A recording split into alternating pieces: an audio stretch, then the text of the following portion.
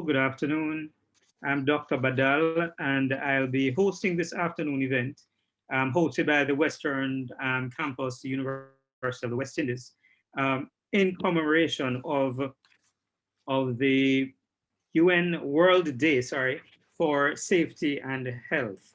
So I was given this task and I readily accepted to steer this afternoon event. I'm quite pleased to be able to do this, and I hope I'll be able to get us through this in a very seamless manner here this afternoon. Our lives have changed so much over the last year, given the global pandemic. Uh, Finding a work-life balance under these normal circumstances is difficult at best. And really, during the pandemic, sometimes it seems almost impossible. Our workspaces have changed, our hours have been redefined, our working conditions are drastically changed. And we have to contend with this new and emerging occupational risk to our health and general well-being. We're not allowed to go freely as we normally would, and we are confined to spaces that have created not only some physical challenges, especially if you have comorbidities, but also challenges that relates to one's mental health. COVID-19 has touched our lives in every way, and some may be permanently changed. In fact, some jobs may become extinct. Of course, we have new and emerging markets as well. So it's a negative and it's also a positive. Our panel of experts here this afternoon, I'm just setting out this framework, but our panel of experts really will seek to provide us with tools to manage these physical risks and the psychosocial risks that comes with a global pandemic. Now, this day, commemorating the health and safety in the workplace was actually conceptualized back in 2003 by the International Labour Organization. And it really speaks volume to the university and the Western campus in particular, spearheaded by our director, Mr. Patrick Prendergast, to have this sort of a dialogue on this most prudent April 28th, 2021, in the midst of a global pandemic. Now, first, the day really seeks to promote the prevention of occupational accidents and diseases globally. And I spoke earlier about the physical diseases, but clearly with COVID-19, we're also thinking about workplace acquisition, which is why we've had to change our workspaces in tandem with our international regulation and certainly the national guidelines. Now, I have no real expertise in this area, but I can assure all our participants who have promptly joined us that you're in for a treat this afternoon, because our panelists are well-educated peers, some of them personally known to ourselves here in the Western campus, and others from, the national landscape. However, we'll be looking at happiness, we'll be looking at ways to, boost our immune system, and we know that laughter and things that we enjoy, I'm sure that will be dealt with in terms of increasing our mood, and also the positivity of that may translate very well into increasing our immunity and hopefully disease avoidance. Then we look at coping strategies. We look at not just the psychosocial mechanisms, but also we'll be looking at patients ourselves, perhaps with comorbidities, and how we manage ourselves within a pandemic. And that will be guided by our esteemed speakers. And to end the evening, we look at, quite appropriately, how do we now, having understood where we are in terms of the global pandemic, the challenges we face, how do we now balance life with work? And that's how we're going to end. Along the way, we'll have discussions. We expect prompt, very active participation during the discussion segments. And I'm sure that you're eager to hear our speakers start. So I'm not going to hold you any longer. And who best to start us off than our director for the Western Campus. And at this time, I'm going to ask Mr. Patrick Prendergast to introduce to you all our first speaker. Over to you, Patrick. Well, thank you, Dr. Badal. On behalf of the UWI Mona Western Jamaica campus, I take distinct pleasure in welcoming you all to this seminar being held as part of our campus recognizing World Day for Safety and Health at Work 2021. You know, one of the expressions that has become a part of our regular narrative, especially over the last year, is dancing through the rain. The COVID-19 pandemic has really made this phrase not just a demonstration of our resilience, but an acknowledgement of how important it is to build systems and models for doing just that.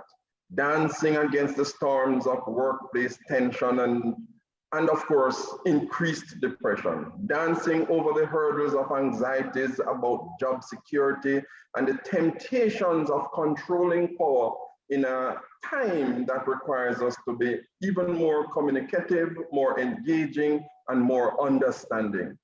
The goal for us is always about finding that ray of sunshine to ensure workplace safety, to support workforce stability, to be creative in balancing our life and work, as Dr. Badal mentioned, and of course, maintaining good health overall.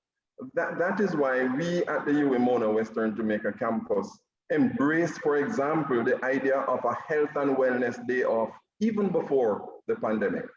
That is why we are encouraged by the theme for the 2021 World Day for Safety and Health at Work. Anticipate, prepare, and respond to crises. Invest now in resilient occupational safety and health systems. We believe that the physical and mental well-being of the worker are major considerations in building resilient occupational health and safety systems. And this seminar is designed to make that belief clear.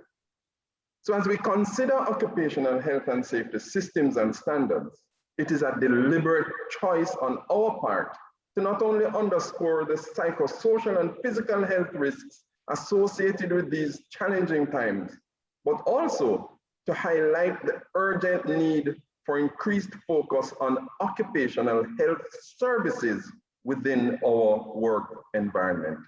So I want to thank you all for joining the dialogue, and we really hope it will be of tremendous value to you. To kickstart this exercise, I take great pleasure in introducing my friend and theater colleague, Owen Blakka Ellis. He's popularly known as a comedian, as an actor, as a poet, as a playwright, and as an author. But not very much is known that he is also an excellent teacher and educator, and is currently a PhD candidate at the Institute of Caribbean Studies, UWI Mona campus. He's also a strong advocate for happiness and optimism in the workplace. So here to speak on the importance of happiness is President of the Optimist Club of Trenchtown, Owen Blakka Ellis. How are you doing? My name is Blakka, and I want to spend 10 minutes, maybe more, maybe less, to share some thoughts with you on the importance of happiness. So the one simple aim of this, my joyous rant, is to state and reiterate that happiness is important. Let's start with a definition. What is happiness? Happiness is, we all understand, is a sense of well-being, or a feeling of joy and contentment. When people are successful or safe or lucky, they feel happiness. And contrary to common belief, happiness is not necessarily tied to material wealth. There are many rich, sad people, and of course there are a lot of poor, happy people. So it's not tied to material wealth. In fact, material goods follow the law of diminishing returns, which states that the more I experience something, the less rewarding it becomes. However, happiness now is like this very welcoming and hopefully permanent feeling or emotion that is part of the human experience. In fact, a Huffington Post article by Mike Indersky called A Search for Happiness tells me that there are more than 23,000 books written with the word happiness in the title. And there are numerous songs that speak to happiness, that encourage happiness, that actually create happiness. And there are countless experts around the world offering various points of views and offering theories and promoting exercises and recommendations and helping people to improve their happiness. And I want to tell you something. As a comedian who has earned good pay doing what I love to do, spreading happiness actually pays. Spreading happiness pays off, first of all, in that it feels good to share a feel-good feeling.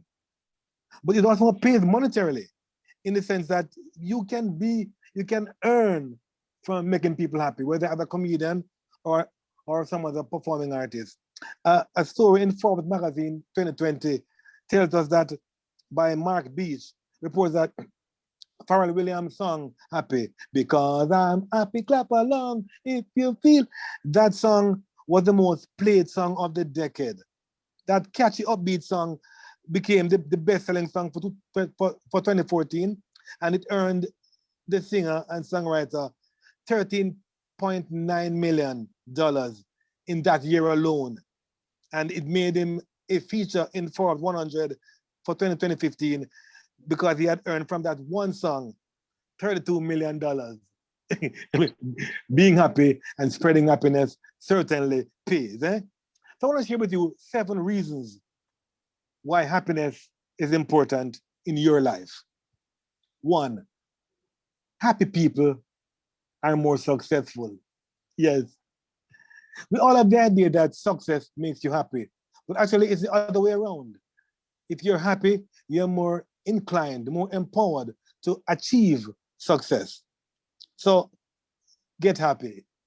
And happiness, by the way, is a choice. You can choose to be happy. You can decide that you're going to get up every day and be happy. I certainly promote the idea that what happens to you is not as often important as really, or you frame what happens to you, or you focus on it, or you respond to it, how you approach it, how you manage it, and how you express it. So frame your day, your life as happy, and then claim you're happy. So 1, happy people are more successful. 2, happy people maintain better relationships. From friendships to romantic involvement, relationships have been proven to be a very important factor in continuation of the human species. And happy people provide better social support. They have more friends. They attract more friendships. So happy people maintain better relationships, even marriage. And anybody who's married knows that it's not marriage that's going to make you happy, but being happy is going to maintain a good marriage. And 3, happy people, because after all, happy people make love and not war. So, you're more inclined to be violent if you're not happy. Every study on people who've been violent criminals, you never ever have a friend saying, you were such a happy person. No, it is the unhappy folks who end up being violent. So 1, happy means more successful. Happy means better relationships. And 3, happy people have less stress. Part of the reason why happy people live longer and healthier because of the lower stress levels. There's a direct correlation between stress and illness and happiness and good health. So claim your health, claim your happiness. And 4, happy people are naturally healthier. And 5, people who are happy because they are much more healthy, you will live longer. Logic dictates that happiness has a positive impact on health. It therefore will extend life. One study actually performed found a connection between life expectancy in a group of Catholic nuns and their initial emotions when they first started at the convent. The happiest nuns lived 77 years longer than the unhappy nuns. So happiness really makes you live longer. And 6, happy people are much more creative. Beyond being just productive, they're more creative.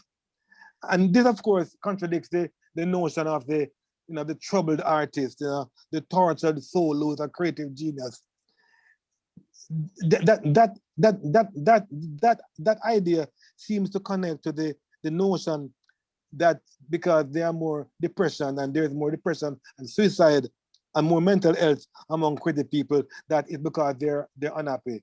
Invariably, it's because of other factors like drug and alcohol use and so on.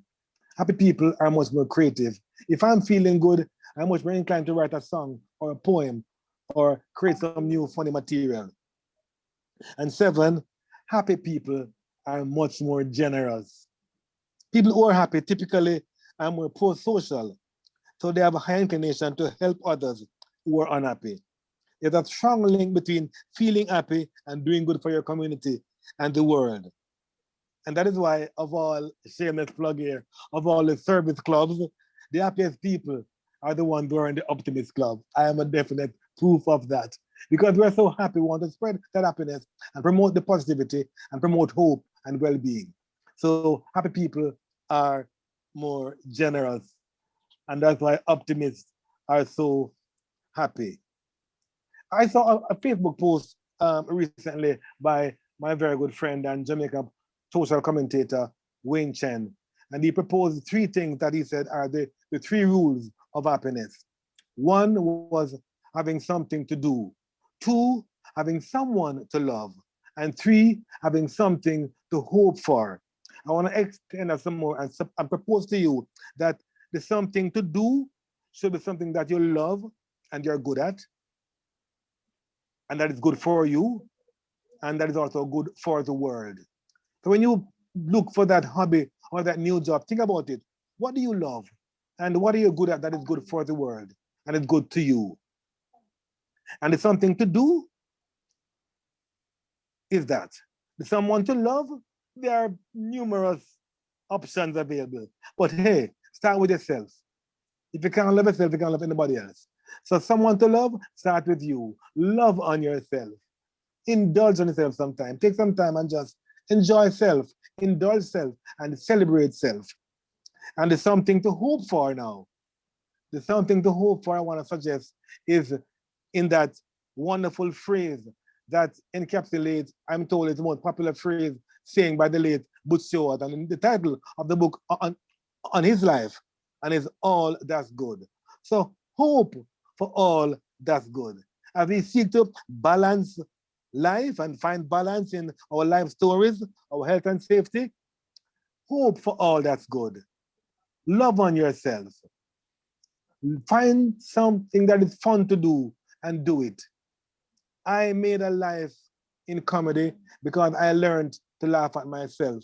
I discovered pretty early that if you have something funny happening in your life and you refuse to laugh, you become the joke if you're laughed at. But if you claim the joke, if you start laughing first, you become the joker. That's how I became the joker. So I want to say to you all today, it might not be a birthday, but pretend it's your birthday. Have a good day. Because tomorrow is a good day if we don't spoil it today by allowing yesterday to get in the way. Have a good day. Have a happy day. Because I'm happy. I propose that you too should be happy. Choose to be happy because happiness is a choice. Have a wonderful day. Have a great seminar. And let's find the balance in life and keep happiness in the center of that balance. My favorite Jamaican Miss Lou would say, every hoe have them stick a bush. Every long road have a bend. Every hot sun have shady tree. And the longest prayers have amen. Amen. Bless you. Amazing. What a great platform to start. As we listened keenly to Mr. Owen Ellis as he made the presentation on happiness, and he started with definition of happiness. He went on to talk about the plethora of information by way of music and books written about happiness, and clearly defined for us the advantages of staying happy. And we hope that, thank you very much, Mr. Owen, this was well received. And we want to take your words of advice in terms of our own selves, in terms of promoting hope and well-being. You ended by saying we need to do something, we need to love as well, and we need to be hopeful. And I think once we do all of those things, and as you impacted us to choose happiness, we should weather this global pandemic. We thank you very much for sharing so eloquently here this afternoon with us, and we wish you all the very best. At this juncture, I'm going to move on to our next presenter. She hails from the Western Jamaica campus, and she's a registered nurse. She's the holder of a Bachelor of Science degree in nursing and a Master of Science degree in nursing education. And she's quite good as an educator, having known her myself. She's a member of staff here at the UA School of Nursing, Western Jamaica campus, and her clinical experience has ranged from service in both the public and the private sector.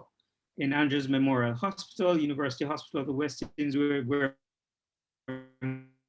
most of us would have grown up. And I met and worked with her at the Cornwall Regional Hospital during her tenure in the medical, the surgical areas, and I think prior to her exit, the emergency room area. She is a nurse educator who seeks to empower, inspire, and educate junior nurses with the aim to making a difference in the healthcare systems of Jamaica and by extension, the region. She's a member of the International Honor Society of Nurses, the Omega Kappa chapter, and also serves as a member, an active member, I must say, of the Child Protection Committee at Cornwall Regional Hospital, where I've had the experience of working there over a number of years and can attest to her altruism and her stalwart nature in terms of getting things done. She's married to Franz Chambers, a lucky man. Together, their union have produced two beautiful girls. I've met one, not the other yet. Chea, the names are Chea, and Cheyelle. Mrs. Chambers believes in the words of Aristotle, educating the mind without educating the heart is no education at all. For the next 10 minutes, sit back and let us listen to our esteemed colleague from the nursing fraternity, Mrs. Dacia Neita-Chambers, as she shares on the topic, boosting your immune system in the face of a global pandemic. I hand over to you now. Thank you, Dr. Badal. You're most welcome. Good afternoon, colleagues and esteemed guests. Today, we'll be looking at boosting your immune system in the face of a global pandemic. I know we have all been hearing about this immune system and how do we fight. The Jamaica Gleaner published a paper recently entitled Virus Swallowing India, Swallowing People in India, Crematoriums Overwhelmed, while the Ministry of Health and Wellness recently published that their new confirmed COVID-19 cases rises over 45,000.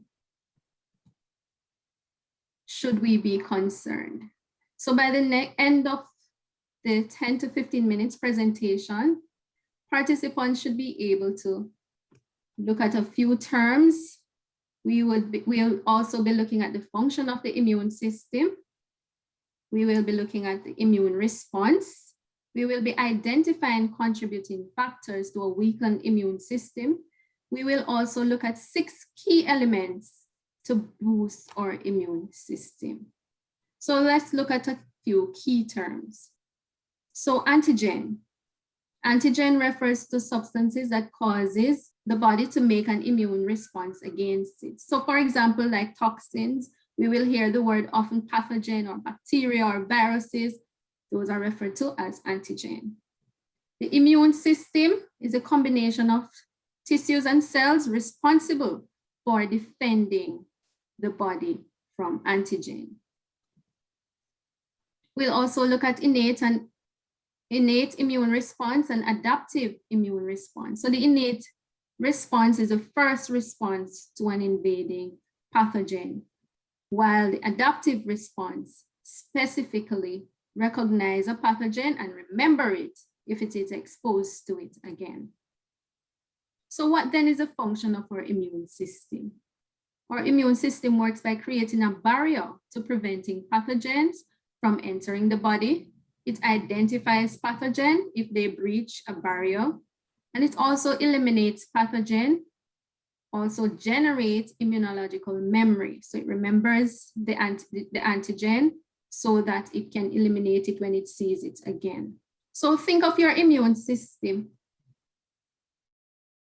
as an army ready to fight. So in general, the body fights disease by keeping that foreign body out, which we will refer to as an invader. So your primary defense against these germs or these pathogens is your skin.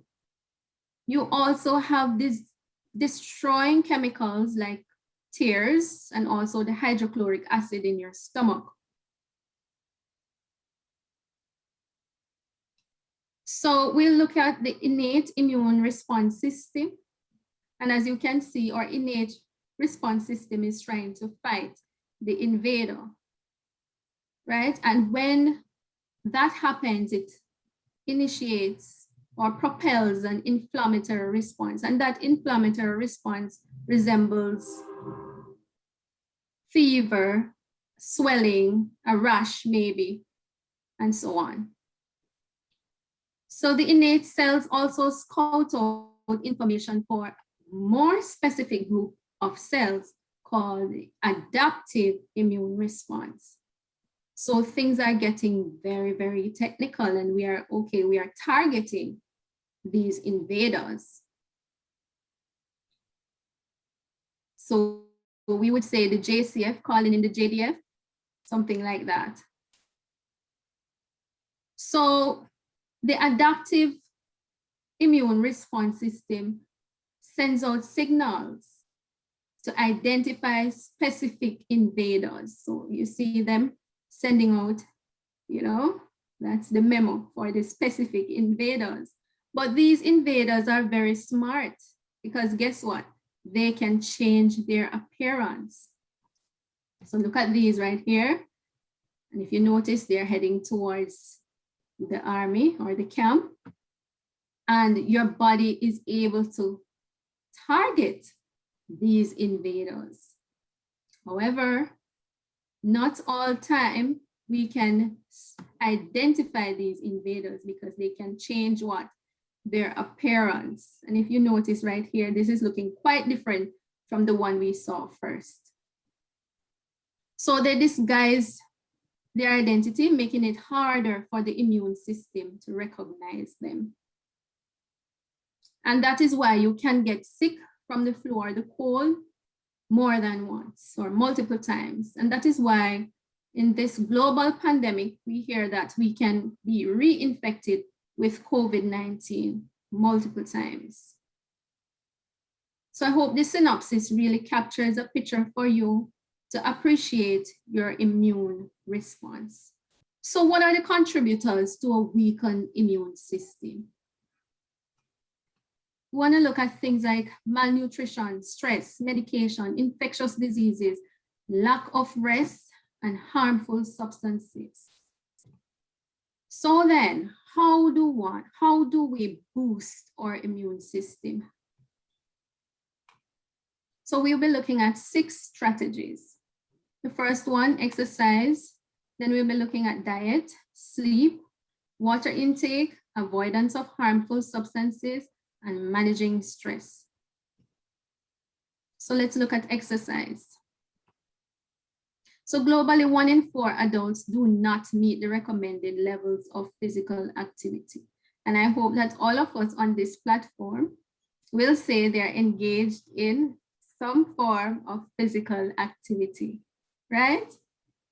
The World Health Organization 2021 reports that people who are insufficiently active have a 20 to 30% chance of increased risk of death compared to people who are sufficiently active.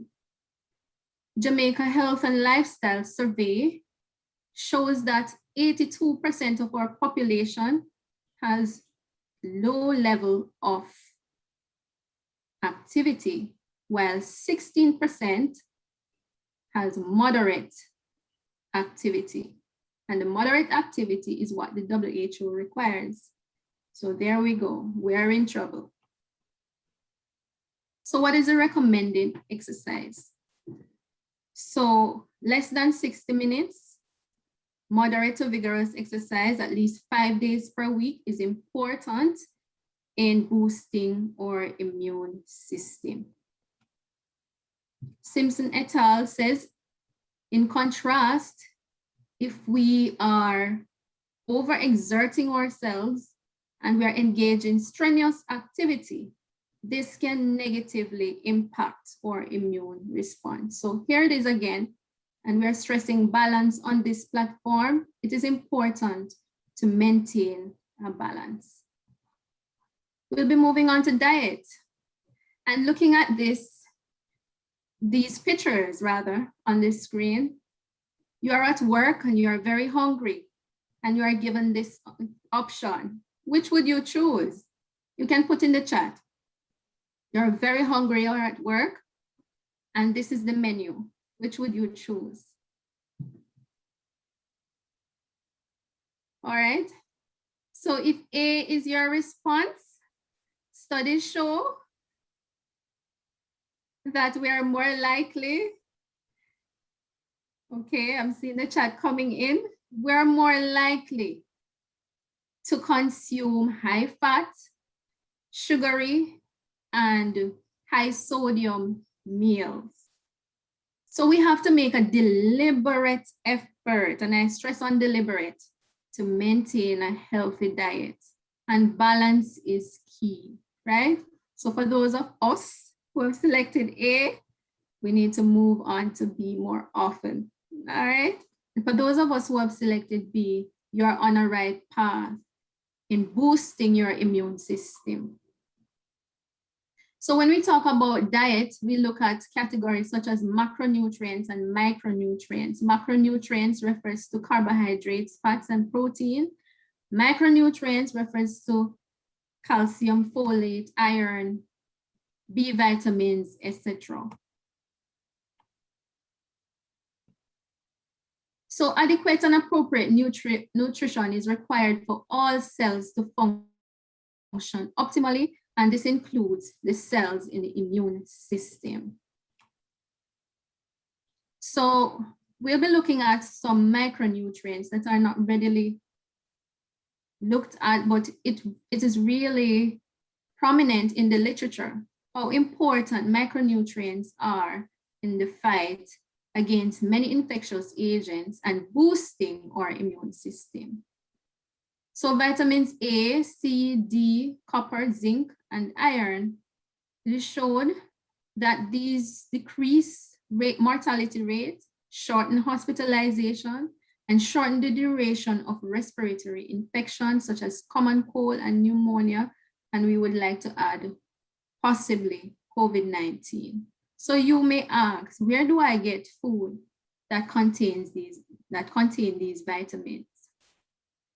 So vitamin E, you look at things like cheese, eggs, oily fish. Vitamin C, citrus fruits. Vitamin D, directly from the sunlight or from other things like sardine, mackerel, egg yolk. Copper, you want to look at your nuts and shellfish. Zinc, cereal products such as wheat, etc. And iron, kidney beans, green leafy vegetables. Also, what is shown in the literature very prominently is selenium. Selenium is an essential micronutrient that plays a crucial role in physiological processes in the effective immune responses. So what does selenium do?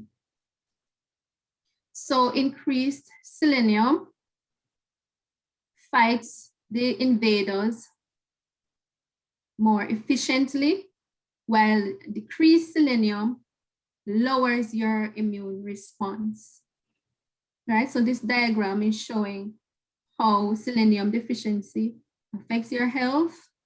So it reduces adaptive immunity and it exacerbates inflammation, making you more prone to illness, whereas the optimal selenium enhances your T cell and B cell proliferation, and which enables your immune system to fight, which is really what we want. So where do we get selenium?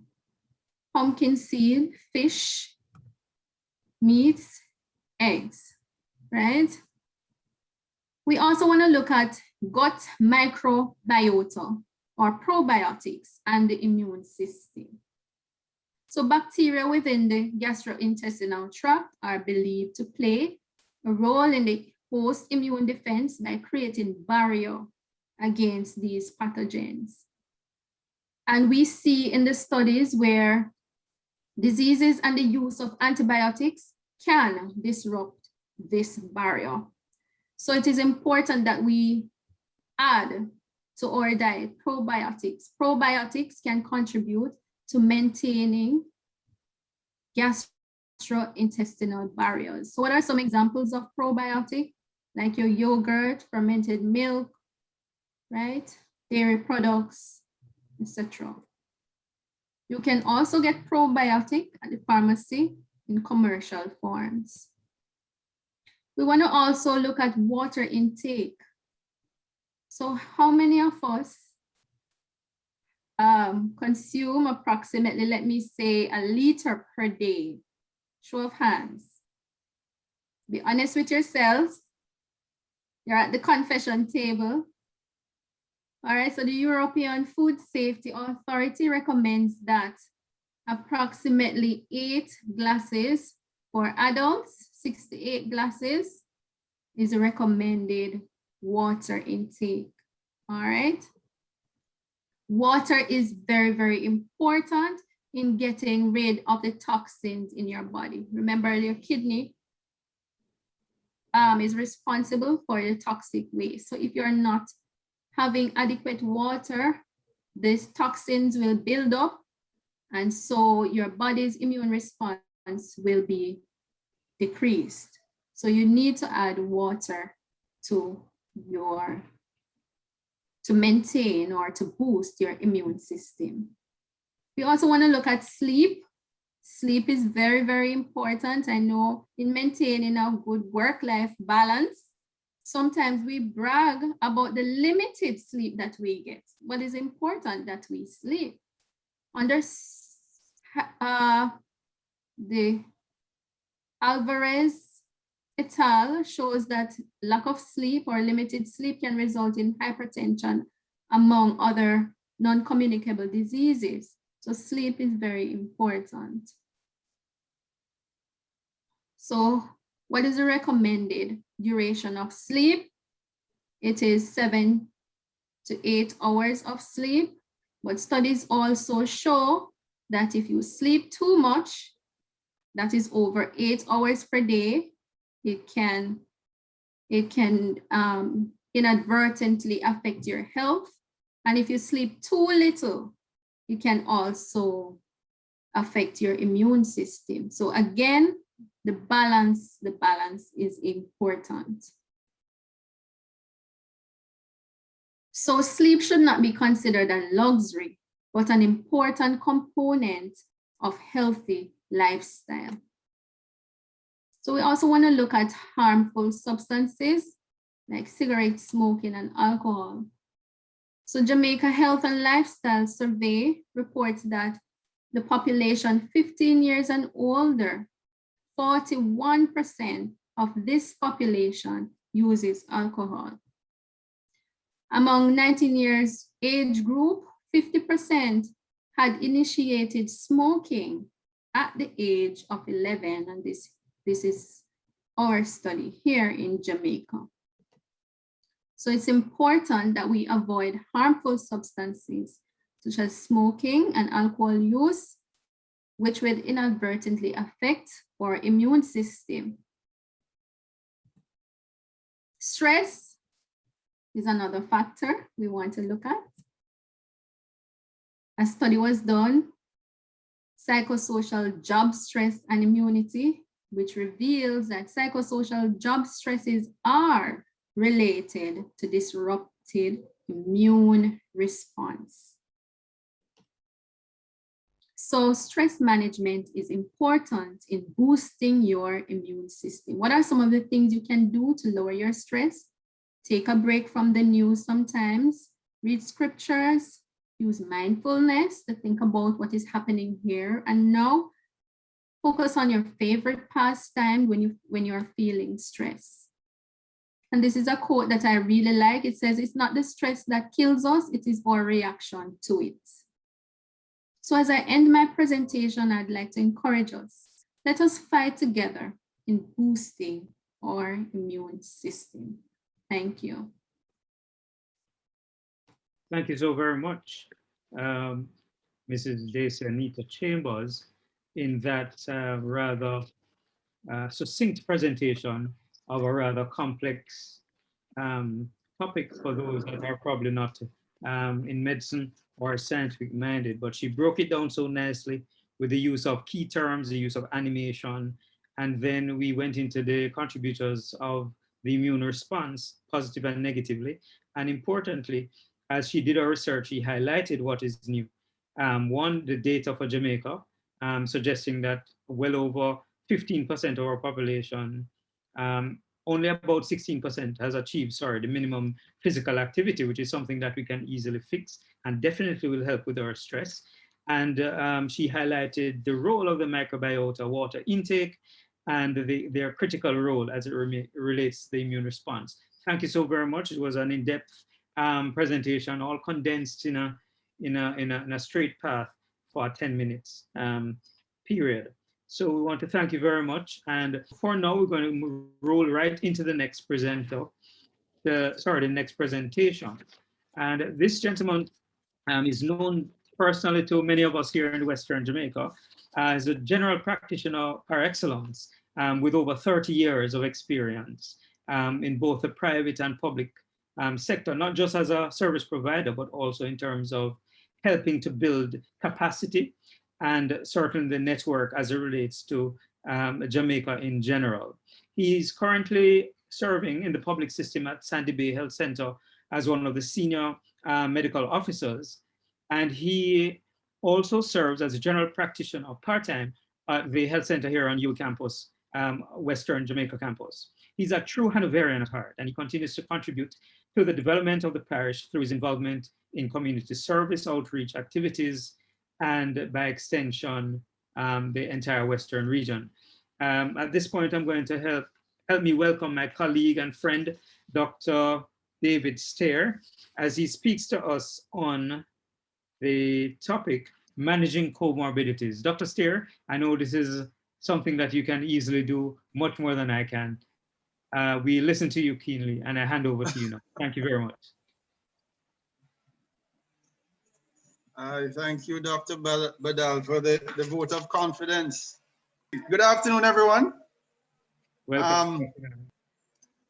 And it is indeed a pleasure to be invited to say a few words about the management of comorbidities in this time of COVID-19. At the end, I will try to summarize and just add basically some practical ways of dealing with solutions to this, the stresses and the impositions of COVID-19 on the individuals and their responsibilities. Now, the term comorbidity is used to describe disease processes that occur simultaneously in an individual. In other words, more than one disease process that is active in an individual is described as a comorbidity. Because, ladies and gentlemen, they don't usually make life better for the individual. They tend to gang up on you, so to speak, and make your chances of survival much less. Now, some persons have several active disease processes that are taking place simultaneously within them. And I must emphasize that in almost all cases, this leads to a worse prognosis. In other words, they are not going to make your life any better. They make it worse. Now, they usually do this by ultimately reducing your body's ability to defend itself, by weakening your immune system, which, as Ms. Chambers so adequately explained to us earlier, is our intrinsic army that protects us from invaders, whether big or small. Now, in our present situation, comorbidities increases your chance of getting infected with the coronaviruses. And the more comorbidities you have, is the worse it is for you. Now, almost any disease process that can make for a comorbidity, because they all tend to make things worse. But so far, they've identified about almost 20 that are associated with the COVID-19 illness. And as I speak, the numbers are increasing. Now, in Jamaica, some of the common comorbidities that our population experience on a day-to-day basis are things like diabetes, hypertension, obesity, asthma and other chronic lung diseases, heart diseases, kidney diseases, and some cancers.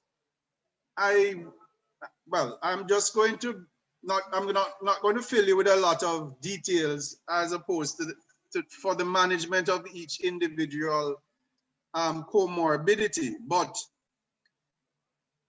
what do you mean when you say somebody has diabetes? Now, diabetes mellitus, or sugar as we call it in Jamaica, is a disorder of insulin production and or function in the human body. What it means in a nutshell is that, well, insulin is a hormone which is involved in the transport of glucose, which is usually the final product of digestion of the foodstuffs that we take in from the blood into the cells, where it is used in the factories to the mitochondria to produce energy which sustains our life processes. Now, a more recent phenomenon in our Jamaican population is the phenomenon of obesity and or being overweight. Now, if you are obese, it means that you have a body mass index of greater than 30. And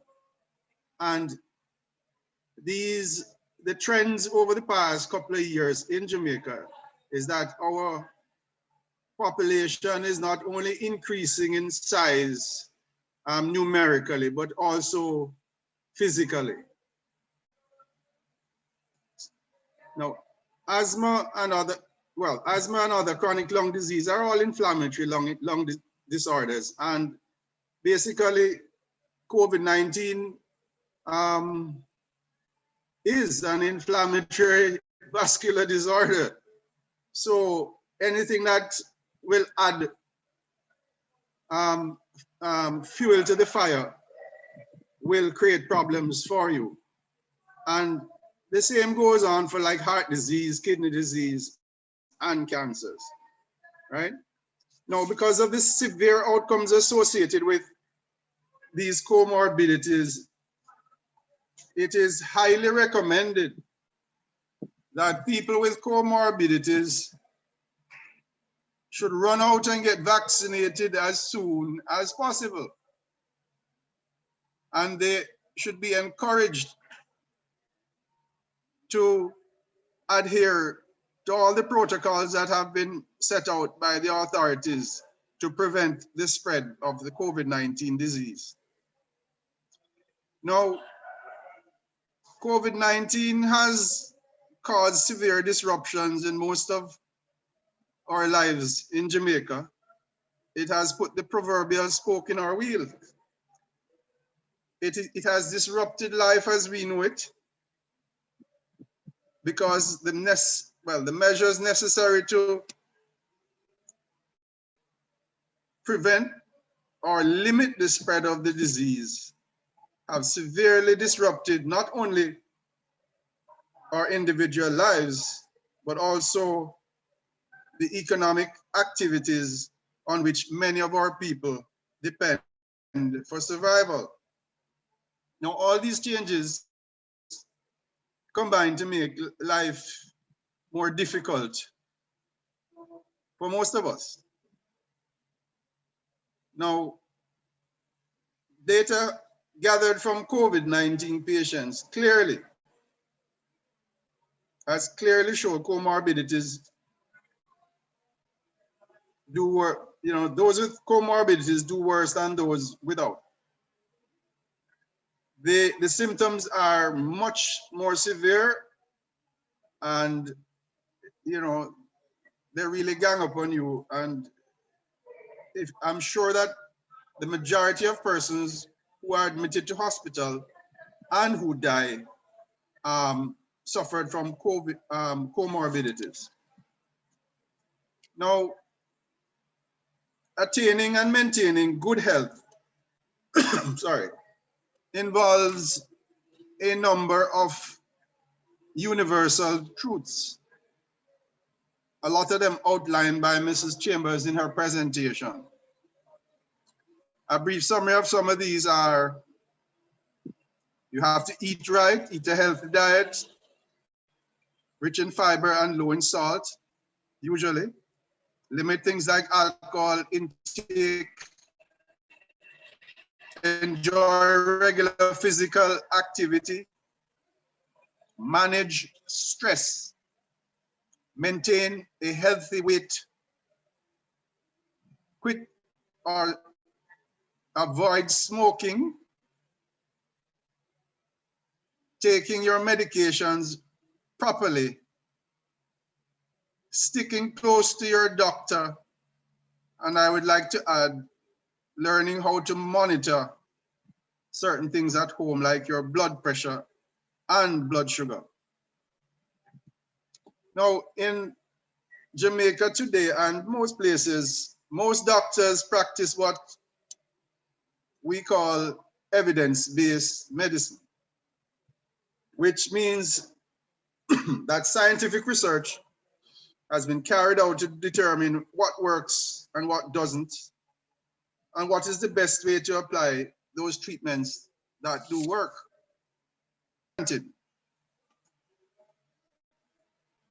Now, a lot of patients are on treatment for their comorbid conditions regularly, and they might be well controlled and going along nicely, doing well. However, here comes this thing now where they lose their job, they don't have a lot of money in the bank, and the resources have to be channeled into other things. Children are at home, their mouths to be fed. Maybe wife might not be working, or she has also lost her job. Now, my advice to my patients is that one has to be realistic. You can't set your hat higher than you can afford to. So you can look at going back to basics in all aspects of your lives. Basics can, in some cases, be a good thing. Now, looking at the tenets of a healthy lifestyle, you know, eat right, sleep right, exercise right, and all these type of things. In terms of the diet, well, we know that when you go into the supermarkets and the shops, you might find the cheapest and the most readily available foodstuffs are usually the worst for good health. You know, all of the snacks, they're usually loaded with sodium and or sugars. And these are some of the things that we need to avoid if we want to maintain good health. We need to drink plain water instead of sweet drinks. We need to eat local produce. Whatever is in season, we utilize it. We need to decrease portion size. That might benefit the people who are overweight and or obese. You need to eat more vegetables and fruits. And if you must snack, I would recommend things like nuts and grains. Now, we need to quit smoking, as was said before, get out and walk and exercise regularly. Meats, we can stretch the meat kind with vegetables, the callaloo, the cabbage, the pak choy, the cauliflower, the broccoli, etc., etc. With regards to medication, you know, there's a whole spectrum of medication for treating various illnesses like hypertension, diabetes, heart disease, etc., etc. Nowadays, a lot of us have moved away from the older drugs that are basic because they might not be as efficient, yes. But my advice to my patients is that if you find yourself in a situation where you don't have the resources to purchase all the expensive drugs, go back to your physician, sit with them, discuss this fact, ask them if they could recalibrate you and recontrol you on some of the simpler and cheaper drugs that are still on the market, but they might not be as popular as they used to be, right? These are some of the practical ways that, you know, people can use in these times when resources are limited to, you know, keep healthy, so to speak, right? It is better to have some level of control rather than no control.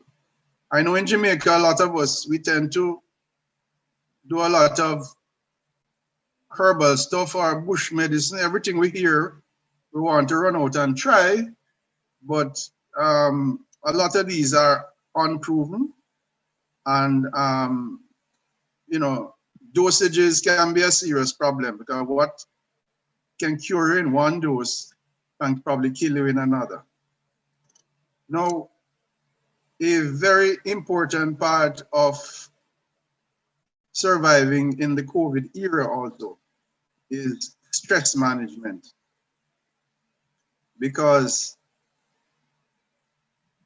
you know, all of these things that I have mentioned so far tend to produce a lot of stress. The lack of money, the incarceration in your abode, so to speak, the lack of mobility, your job uncertainty, your inability to afford the lifestyles that you used to have produce a lot of stress. And it has been shown scientifically beyond the shadow of a doubt that stress reduces the effectiveness of your immune system. So please, if you have a problem, I usually say, come in, let us talk. Two heads are always better than one. And if I can't help you, then I can always point you in the right direction. Don't just sit at home feeling overwhelmed and putting yourself on the edge of a mental breakdown or something like that. I thank you for listening to me. Thank you so much, Dr. Stair. I want to thank you for that overview. We realize that your format and style was very different than others, and it comes back to your own experience and how comfortable you are in, just speaking the way you did so eloquently and going through the basics of some of the things we learned in medical school, and for the general participants, where you looked at the diagnostic, not just challenges, but how the diagnoses of various chronic diseases, lifestyle diseases may have changed over time. And then you've looked at the control, you looked at the parallels as it relates to immune boosting is also equally important in managing comorbidities well. And therefore there's a nice marriage between the previous speaker and yourself that I'm sure will go very well in helping others to manage these comorbidities. You spoke to a very important point where the pandemic would have caused such an amount of disruption, especially economically, and therefore all the participants are encouraged to advise family members, speak with your general practitioners, speak with your doctor, whoever it is, because there may alternatives be less costly and probably give you as equal efficacy in terms of disease profile and control, more importantly, disease control. So thank you very much for sharing with us, Sir Dr. Stair. This segment highlighted the need for exercise, stress management, and great nutrition is very important to keep ourselves as healthy as possible, mentally and physically, so we can hopefully manage ourselves during this pandemic. At this point, I'm going to hand over the remaining of this online seminar, to Miss Carla Edwards. She will then do a vote of thanks, and this is the last from me. Thank you all very much and have a good evening. Thank you, Dr. Badal. Ladies and gentlemen, mine is the task of moving the vote of thanks. First, I would like to thank all the persons who registered and have joined us today. I know some have left. I know you would have benefited from all the presentations on how to find your balance. And as Dr. Prendergast said, dancing through the rain as we celebrate this World Day of Safety and Health at Work 2021. Thank you to our campus director, Dr. Patrick Prendergast, for your words of greeting to the seminar and highlighting the important work that the UWI-MONA WJC is doing in the Western region in helping to facilitate conversation around navigating our life stories and managing our health and safety. We also thank our presenters, Mr. Owen Blakka Ellis, who presented on the importance of happiness in our lives and how it impacts our physical health. Ms. Dacia Neita-Chambers, who spoke to boosting your immunity system during this pandemic. Dr. David Stair, who reminded us on how to manage our comorbidities in these vulnerable times. Special thanks to our moderator, Dr. Garfield Badal, who graciously gave of his time to guide the discussion on how to find that balance to manage our life stories, health, and safety. Thank you, sir. We appreciate your guidance through this. Okay, finally, to the team behind the scenes, Miss Crystal Stennett, who conceptualized this event from the onset of getting the engagement of our esteemed presenters and also for her performance during this seminar. To Mr. Pete Campbell, our CRIT intern, who always gives support to online events. Mr. Andre Hewitt, our WJC MIDS team of one, for his focused expertise on managing the platform and the technical aspects in terms of creating flyers and editing for the YouTube and for the Facebook platform. Thank you also to Mr. Ishmael Preston from the MONA MIDS team for supporting his efforts. We also wish to thank the wider UWI-MONA and UWI-MONA WJC community for their continued support of our CRIT events. So once again, thank you all for joining, and stay safe and protect your sanity. I thank you. Have a great evening.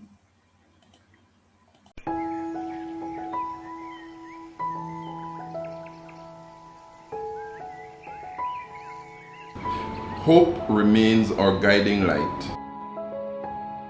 resilience our battle cry. Stronger is the mission of our audacity, bolder the promise and the light. Larger are the pillars we have become, expanding confidence for the turn. Together we rise, brighter and better. Together we overcome.